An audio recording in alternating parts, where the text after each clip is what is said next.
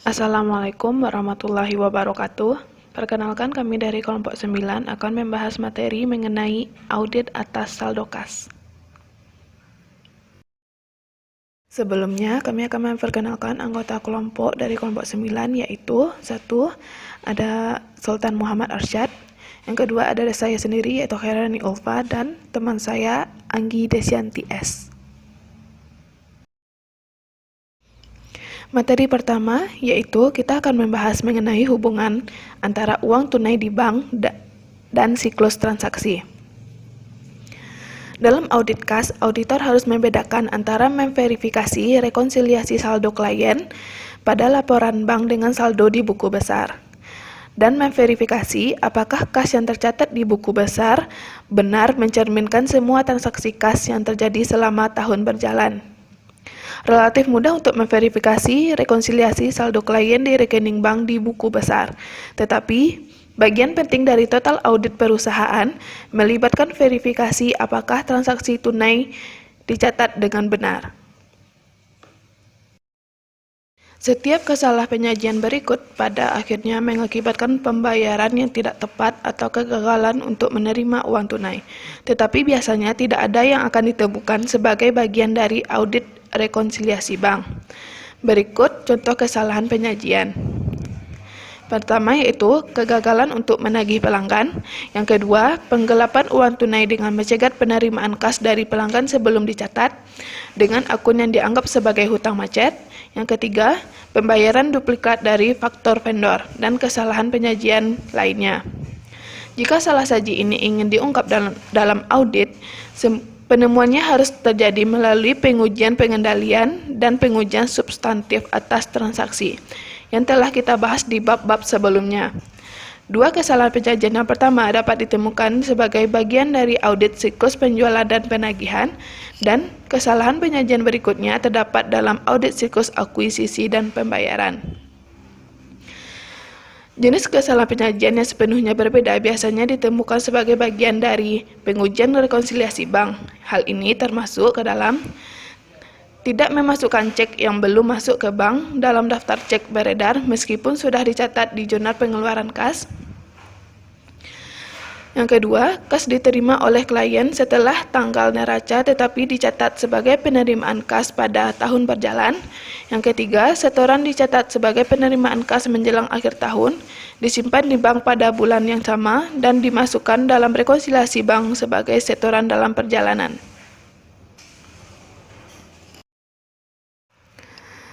Selanjutnya kita membahas jenis rekening tunai. Sebelum berurusan dengan tes audit rekonsiliasi bank klien, akan sangat membantu untuk mendiskusikan jenis rekening kas yang umum digunakan oleh sebagian besar perusahaan, karena pendekatan audit untuk masing-masing berbeda oleh setiap perusahaan. Auditor cenderung mempelajari berbagai jenis saldo kas ketika mereka memperoleh pemahaman tentang bisnis klien. Berikut adalah jenis-jenis utama rekening kas. Yang pertama yaitu rekening kas umum. Akun kas umum adalah titik fokus kas bagi setiap bagian organisasi karena hampir semua penerimaan dan pengeluaran kas mengalir melalui akun ini. Misalnya, pengeluaran untuk akuisisi dan siklus pembayaran biasanya dibayar melalui akun ini, sedangkan penerimaan uang tunai dalam siklus penjualan dan pengumpulan juga disimpan di akun ini. Yang kedua yaitu impress account. Istilah akun impress mengacu pada bank atau dana tunai yang didedikasikan untuk tujuan tertentu. Akun impress akan selalu memiliki saldo yang sama. Penggunaan rekening bank impress akan meningkatkan kontrol atas penerimaan dan pencairan. Banyak perusahaan membuat rekening giro impress terpisah untuk meningkatkan kontrol internal perusahaan. Selanjutnya yaitu rekening bank cabang. Untuk perusahaan yang beroperasi di banyak lokasi, seringkali diinginkan untuk memiliki saldo bank terpisah di setiap lokasinya. Rekening bank cabang berguna untuk membangun hubungan perbankan di komunitas lokal dan memungkinkan sentralisasi operasi di tingkat cabang. Di beberapa perusahaan, penyetoran dan pencairan untuk setiap cabang dilakukan ke rekening bank terpisah. dan kelebihan kas secara berkala ditransfer dalam bentuk elektronik ke rekening bank umum kantor utama. Rekening cabang dalam hal ini mirip dengan rekening umum, namun pada tingkat cabang. Selanjutnya yaitu dana kas kecil impres. Rekening kas kecil digunakan untuk akuisisi tunai kecil yang dapat dibayar dengan mudah dan cepat menggunakan uang tunai daripada dengan cek, atau untuk kenyamanan karyawan dalam mencairkan cek pribadi atau gajinya. Rekening kas kecil seringkali memiliki jumlah uang tunai sederhana dan telah ditetapkan sebelumnya dan disisihkan dalam kotak uang tunai untuk biaya tak terduga. Rekening kas kecil biasanya tidak memiliki beberapa ratus uang tunai dan seringkali diganti hanya sekali atau 2 kali dalam sebulan. Selanjutnya yaitu setara kas atau cash equivalent. Setara kas adalah investasi yang bersifat liquid, berjangka pendek, dan dapat dikonversikan ke dalam kas dalam jumlah tertentu tanpa menghadapi risiko perubahan nilai yang signifikan. Setara kas memiliki tujuan komitmen kas jangka pendek, bukan untuk investasi dan tujuan lainnya. Oleh karena itu, investasi baru yang dapat memenuhi sebagai setara kas adalah investasi yang akan jatuh tempo dalam waktu 3 bulan. Berikut merupakan gambar yang menunjukkan hubungan kas umum dengan akun kas lainnya yang telah kita bahas pada slide sebelumnya. Baiklah, selanjutnya saya akan menjelaskan terkait audit akun kas umum. Dalam menguji saldo akhir tahun dalam akun kas umum, auditor harus mengumpulkan bukti yang cukup dan tepat untuk mengevaluasi apakah kas seperti yang dinyatakan di neraca dinyatakan secara wajar dan diungkapkan dengan benar sesuai dengan 5 dari 8 tujuan audit terkait saldo, yakni keberadaan, kelengkapan, akurasi, cut-off, dan detail tie-in. Metodologi untuk mengaudit kas akhir tahun pada dasarnya sama dengan metodologi untuk semua akun neraca lainnya dan dibahas secara rinci. Yaitu yang pertama, identifikasi risiko bisnis klien yang mempengaruhi uang tunai. Ini tahap pertama. Sebagian besar perusahaan tidak mungkin memiliki risiko bisnis klien yang signifikan yang mempengaruhi saldo kas. Namun, risiko bisnis klien dapat timbul dari kebijakan pengelolaan kas yang tidak tepat atau penanganan dana yang disimpan sebagai perwalian bagi orang lain. Risiko bisnis klien lebih mungkin timbul dari setara kas dan jenis investasi lainnya. Beberapa perusahaan jasa keuangan telah menderita kerugian perdagangan yang besar dari aktivitas perdagangan perorangan yang disembunyikan oleh investasi dan saldo kas yang salah. Auditor harus memahami risiko dari kebijakan dan strategi investasi klien, serta pengendalian manajemen yang mengurangi risiko ini. Selanjutnya adalah tetapkan kesalahan penyajian yang dapat ditoleransi dan menilai risiko yang melekat tahap 1. Saldo kas tidak material dalam banyak audit, tetapi transaksi tunai yang mempengaruhi saldo hampir selalu sangat material. Oleh karena itu, potensi kesalahan penyajian material yang sering muncul atas kas. Karena uang tunai lebih rentan terhadap pencurian daripada aset lain, ada risiko tinggi yang melekat untuk keberadaan, kelengkapan, dan tujuan keakuratan. Tujuan ini biasanya menjadi fokus dalam mengaudit saldo kas. Biasanya, risiko inheren rendah untuk semua tujuan lainnya. Selanjutnya adalah menilai pengendalian risiko tahap pertama. Pengendalian internal atas saldo kas akhir tahun dalam akun umum dapat dibagi menjadi 2 kategori. Yang pertama adalah pengendalian atas siklus transaksi yang mempengaruhi pencatatan, penerimaan, dan pengeluaran kas. Yang kedua adalah rekonsiliasi bank independen. Untuk yang pertama, dalam bab-bab sebelumnya kita membahas pengendalian yang mempengaruhi pencatatan transaksi tunai. Yang penting dalam menilai risiko pengendalian kas. Misalnya dalam akuisisi dan siklus pembayaran yang ini ada pada bab 18. Pengendalian utama mencakup pemisahan tugas yang memadai antara fungsi penandatanganan cek dan hutang. Penandatanganan cek hanya oleh orang yang diberi wewenang yang benar. Penggunaan cek yang diberi nomor sebelumnya yang dicetak pada kertas khusus. Peninjauan yang cermat atas dokumentasi pendukung oleh penandatangan cek sebelum cek ditandatangani, dan verifikasi internal yang memadai. Jika pengendalian yang mempengaruhi transaksi kas beroperasi secara efektif, risiko pengendalian berkurang seperti halnya pengujian audit untuk rekonsiliasi bank akhir tahun.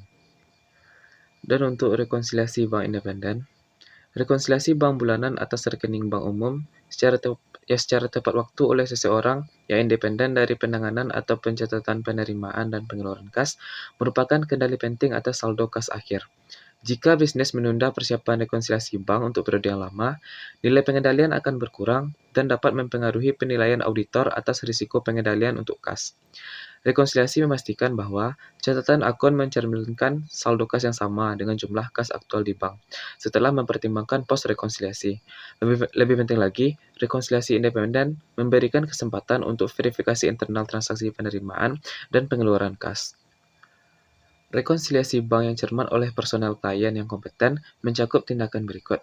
Yang pertama, bandingkan cek yang dibatalkan atau catatan pembayaran bank elektronik dengan catatan pengeluaran tunai untuk tanggal, penerimaan pembayaran, dan jumlah. Yang kedua, memeriksa cek yang dibatalkan atau catatan pembayaran bank elektronik untuk tanda tangan, pengesahan, dan pembatalan. Yang ketiga, bandingkan simpanan di bank dengan penerimaan kas yang tercatat untuk tanggal, pelanggan, dan jumlah. Kemudian, perhitungkan urutan numerik pemeriksaan dan selidiki yang hilang. Lalu rekonsiliasi semua item yang menyebabkan perbedaan antara pembukuan dan saldo bank dan verifikasi kesesuaiannya untuk bisnis klien. Selanjutnya, rekonsiliasi total debit pada laporan bank dengan total dalam catatan pengeluaran kas. Lalu, rekonsiliasi total kredit pada laporan bank dengan total dalam catatan penerimaan kas. Kemudian, meninjau transfer antar bank akhir bulan untuk kesesuaian dan pencatatan yang tepat. Kemudian yang terakhir, tindak lanjuti cek terutang dan pemberitahuan penghentian pembayaran. Selanjutnya adalah merancang dan melakukan pengujian pengendalian dan pengujian substantif transaksi. Ini tahap kedua. Karena saldo kas dipengaruhi oleh semua siklus lain, kecuali persediaan dan gudang, sejumlah besar transaksi mempengaruhi kas. Dalam beberapa bab sebelumnya, kita telah membahas secara rinci pengujian yang sesuai atas pengendalian dan pengujian substantif atas transaksi untuk audit setiap siklus. Contohnya, pengendalian penerimaan kas dipelajari pada bab 14 dan pengendalian pengeluaran kas dipelajari pada bab 18. Transaksi kas diaudit melalui tes siklus transaksi ini. Kemudian yang kedua adalah merancang dan melakukan prosedur analitis. Ini tahap 3. Dalam banyak audit, rekonsiliasi bank akhir tahun diaudit secara ekstensif. Oleh karena itu, penggunaan prosedur analitis untuk menguji kewajaran saldo kas kurang penting dibandingkan dengan sebagian besar area audit lainnya. Auditor biasanya membandingkan saldo akhir pada rekonsiliasi bank, simpanan dalam perjalanan, cek yang beredar, dan item rekonsiliasi lainnya dengan rekonsiliasi tahun sebelumnya. Demikian pula, auditor biasanya membandingkan saldo akhir dalam bentuk tunai dengan saldo bulan sebelumnya. Prosedur analitis ini dapat menyebabkan kesalahan penyajian secara tunai. Kemudian adalah tes desain rincian saldo kas. Ini tahap 3. Titik awal untuk verifikasi saldo di rekening bank umum adalah mendapatkan rekonsiliasi bank dari klien untuk dimasukkan dalam dokumentasi auditor. Untuk mengaudit kas di bank, auditor memverifikasi apakah rekonsiliasi bank yang diterima dari klien sudah benar. Tujuan audit terkait saldo dan pengujian umum atas rincian saldo dalam audit kas adalah keberadaan, kelengkapan, dan ketepatan. Karena itu, mereka menerima perhatian terbesar. Selain tujuan terkait keseimbangan tersebut, auditor juga melakukan pengujian terkait 4 tujuan penyajian dan pengungkapan. Seperti di semua area audit lainnya, prosedur audit yang sebenarnya bergantung pada materialitas dan risiko dalam kas yang diidentifikasi oleh auditor di bagian lain audit. Selanjutnya adalah beberapa prosedur yang mana prosedur ini memerlukan pembahasan tambahan karena kepentingan dan kompleksitasnya, yakni penerimaan konfirmasi bank, penerimaan laporan bank cut-off, dan pengujian rekonsiliasi bank. Yang pertama adalah tanda terima konfirmasi bank. Konfirmasi bank tidak diperlukan untuk audit entitas non-publik atau berdasarkan standar audit internasional. Namun, auditor biasanya memperoleh tanda terima langsung dari konfirmasi dari setiap bank atau lembaga keuangan lain yang berbisnis dengan klien, kecuali jika terdapat sejumlah besar akun tidak aktif yang tidak biasa. Jika bank tidak menanggapi permintaan konfirmasi, auditor harus mengirimkan permintaan kedua atau meminta klien untuk berkomunikasi dengan bank untuk meminta mereka melengkapi dan mengembalikan konfirmasi kepada auditor. Demi kenyamanan auditor serta bankir yang diminta untuk mengisi konfirmasi bank, AICPA telah menyetujui penggunaan formulir konfirmasi bank standar. Formulasi standar ini telah disetujui oleh AICPA dan American Banker Association. Pentingnya konfirmasi bank dalam audit melampaui verifikasi saldo kas aktual. Biasanya, bank mengonfirmasi informasi pinjaman dan saldo bank dalam bentuk yang sama, seperti informasi tentang kewajiban kepada bank untuk wesel, hipotek, atau hutang lain. Biasanya mencakup jumlah dan tanggal pinjaman, tanggal jatuh tempo pinjaman, tingkat bunga, dan keberadaan agunan. Setelah auditor menerima konfirmasi bank yang lengkap, saldo di rekening bank yang dikonfirmasi oleh bank harus dilacak ke jumlah yang tertera pada rekonsiliasi bank. Demikian pula, semua informasi lain tentang rekonsiliasi harus ditelusuri ke jadwal audit yang relevan. Jika konfirmasi bank tidak sesuai dengan jadwal audit, auditor harus menyelidiki perbedaannya. Yang kedua adalah tanda terima dari cut-off bank statement. Laporan bank cut-off adalah laporan bank periode parsial dan salinan terkait dari cek yang dibatalkan, slip setoran duplikat, dan dokumen lain yang termasuk dalam laporan bank, yang mana dikirimkan oleh bank langsung ke kantor perusahaan CPA. Tujuan dari laporan bank cut-off adalah untuk memverifikasi item rekonsiliasi pada rekonsiliasi bank akhir tahun klien dengan bukti yang tidak dapat diakses oleh klien. Untuk memenuhi tujuan ini, auditor meminta klien untuk meminta bank mengirimkan pernyataan selama 7-10 hari setelah tanggal neraca langsung ke auditor. Banyak auditor memverifikasi laporan bank periode berikutnya jika pernyataan cut-off tidak diterima langsung dari bank. Tujuannya adalah untuk menguji apakah karyawan klien telah menghilangkan, menambahkan, atau mengubah salah satu dokumen yang menyertai pernyataan tersebut. Jelas, ini menguji salah saji yang sengaja. Auditor melakukan verifikasi berikut pada bulan setelah tanggal neraca, yakni yang pertama, simpan daftar semua cek yang dibatalkan, memo debit, deposito, dan memo kredit. Kemudian pastikan saldo rekening koran ketika jumlah kaki digunakan. Kemudian tinjau item yang termasuk dalam pijakan untuk memastikan bahwa mereka dibatalkan oleh bank dalam jangka waktu yang tepat dan tidak termasuk penghapusan atau perubahan apapun. Kemudian yang ketiga adalah tes rekonsiliasi bank. Rekonsiliasi bank independen yang dipersiapkan dengan baik merupakan kontrol internal yang penting atas kas. Auditor menguji rekonsiliasi bank untuk menentukan apakah personel klien telah mempersiapkan rekonsiliasi bank dengan hati-hati dan untuk memverifikasi apakah saldo bank yang dicatat klien sama dengan jumlah kas aktual di bank, kecuali untuk setoran dalam perjalanan, cek yang beredar, dan item rekonsiliasi lainnya. Dalam memverifikasi rekonsiliasi, auditor menggunakan informasi dalam laporan bank cut-off untuk memverifikasi kesesuaian item rekonsiliasi. Verifikasi auditor atas rekonsiliasi melibatkan beberapa prosedur. Yang pertama, verifikasi bahwa rekonsiliasi bank klien akurat secara matematis. Kemudian, menelusuri saldo pada konfirmasi bank dan atau saldo awal laporan cut-off ke saldo per bank pada rekonsiliasi bank untuk memastikan semuanya sama. Kemudian, trace check yang ditulis dan dicatat sebelum akhir tahun dan disertakan dengan cut-off bank statement ke daftar cek yang beredar pada rekonsiliasi bank dan jurnal pengeluaran kas pada periode sebelum tanggal neraca. Kemudian, selidiki semua cek signifikan yang termasuk dalam daftar cek beredar yang belum disetujui bank pada laporan batas waktu. Langkah pertama dalam investigasi harus melacak jumlah item yang tidak masuk ke dalam jurnal pengeluaran kas. Kemudian, lacak simpanan dalam perjalanan ke laporan bank cut-off.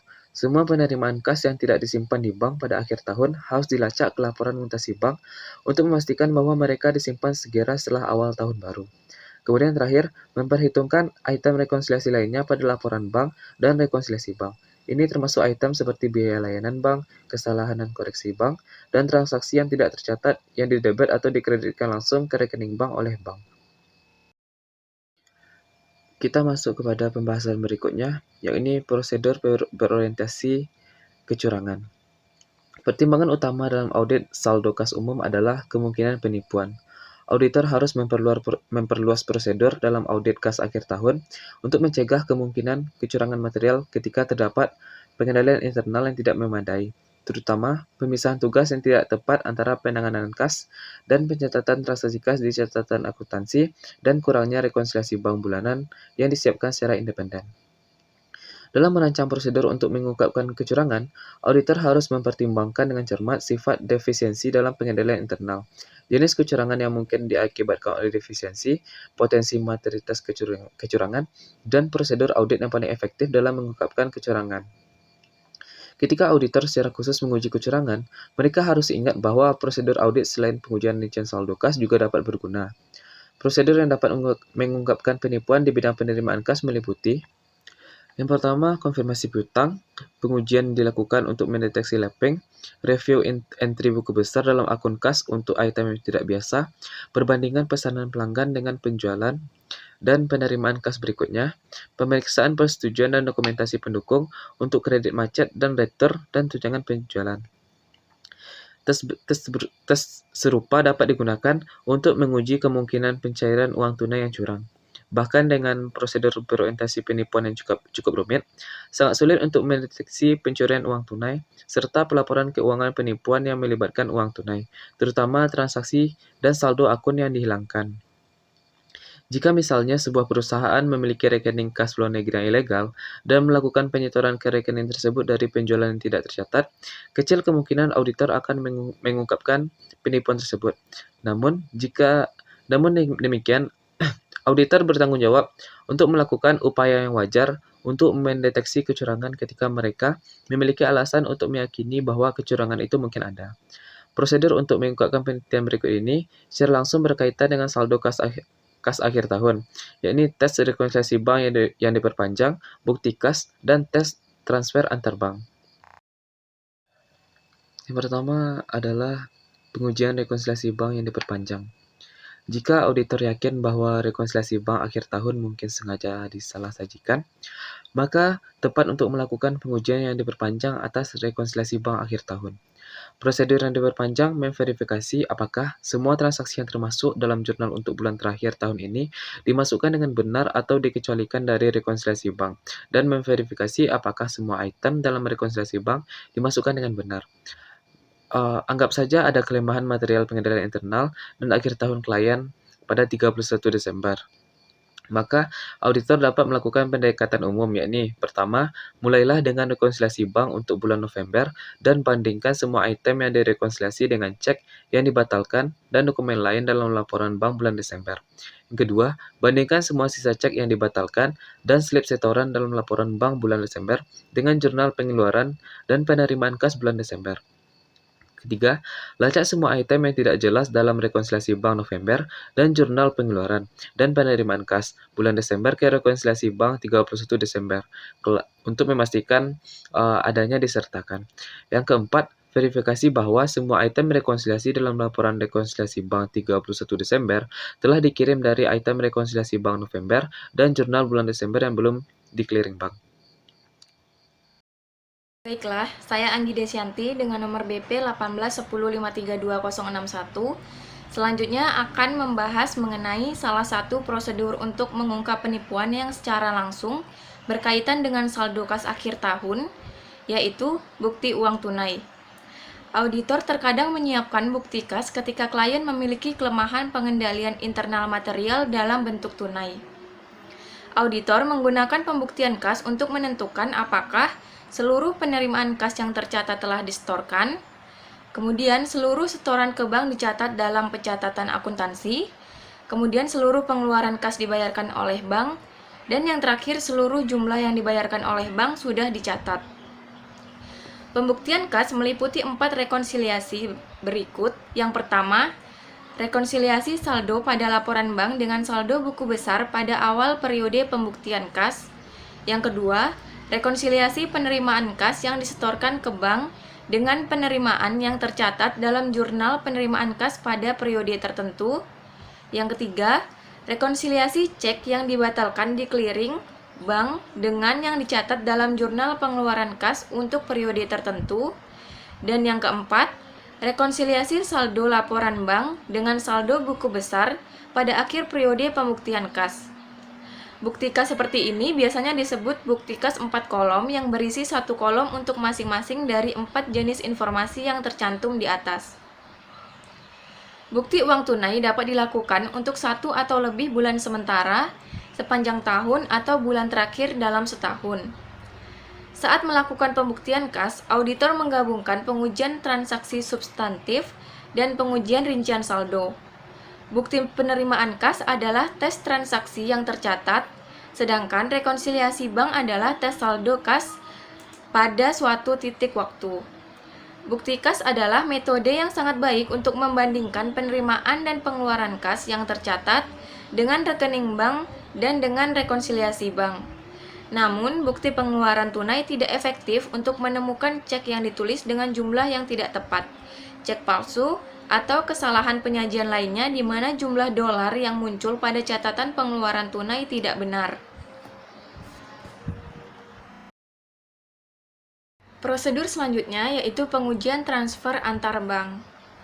Para penggelapan uang kadang-kadang menutupi pencurian uang tunai dengan praktik yang dikenal dengan mentransfer uang dari satu bank ke bank lain dan mencatat transaksi secara tidak benar. Untuk menguji kesalahan yang tidak disengaja dalam pencatatan transfer antar bank, auditor dapat membuat daftar semua transfer antar bank yang dilakukan beberapa hari sebelum dan sesudah tanggal neraca dan melacak masing-masing ke catatan akuntansi untuk pencatatan yang tepat. Ada beberapa hal yang harus diaudit pada jadwal transfer antar bank. Yang pertama, keakuratan informasi pada jadwal transfer antar bank harus diverifikasi. Auditor harus membandingkan informasi pengeluaran dan penerimaan pada jadwal dengan pengeluaran kas dan catatan penerimaan kas untuk memastikan keakuratannya. Demikian pula, tanggal pada jadwal transfer yang diterima dan dicairkan harus dibandingkan dengan laporan bank.